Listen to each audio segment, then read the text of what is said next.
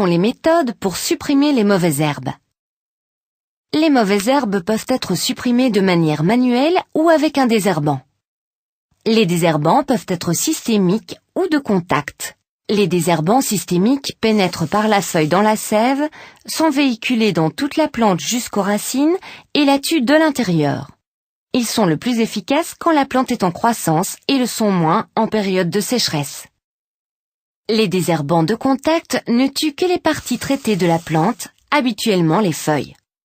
Les désherbants de contact ne sont pas véhiculés à l'intérieur de la plante jusqu'aux racines et sont donc peu efficaces sur les mauvaises herbes pluriannuelles à racines profondes. Les désherbants peuvent être soit résiduaires, soit non rémanents. Les désherbants résiduaires sont actifs dans le sol pendant plusieurs mois pour empêcher la germination des graines présentes dans le sol et ne permettent pas de replanter après traitement. Les désherbants non rémanents permettent de replanter une semaine après traitement. Il existe également plusieurs méthodes manuelles. Le paillage organique permet de créer une sorte de barrière sur le sol et empêche les mauvaises herbes de se développer. C'est décoratif, cela retient l'humidité dans le sol et peut apporter des nutriments. Mais cela prend du temps et doit être entretenu régulièrement. Le paillage peut coûter assez cher puisqu'on doit répéter l'opération et il faut supprimer les mauvaises herbes avant de pailler. Le paillage synthétique retient également l'humidité et peut durer plusieurs années, mais est assez inesthétique.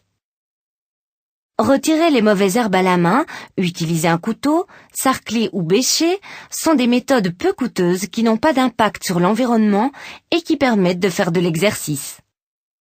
Le désherbage manuel n'est efficace que sur les mauvaises herbes annuelles et peuvent provoquer des irritations dans le cas de plantes nocives.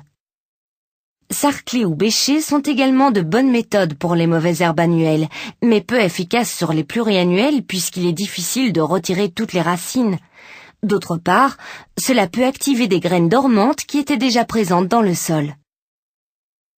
Le motoculteur a les mêmes avantages et inconvénients que le bêchage et est utilisé pour les grandes surfaces. Les désherbeurs thermiques brûlent la partie aérienne de la mauvaise herbe mais pas les racines.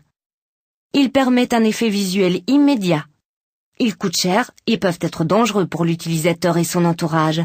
Enfin, ils utilisent une énergie non renouvelable et ont un coût carbone élevé.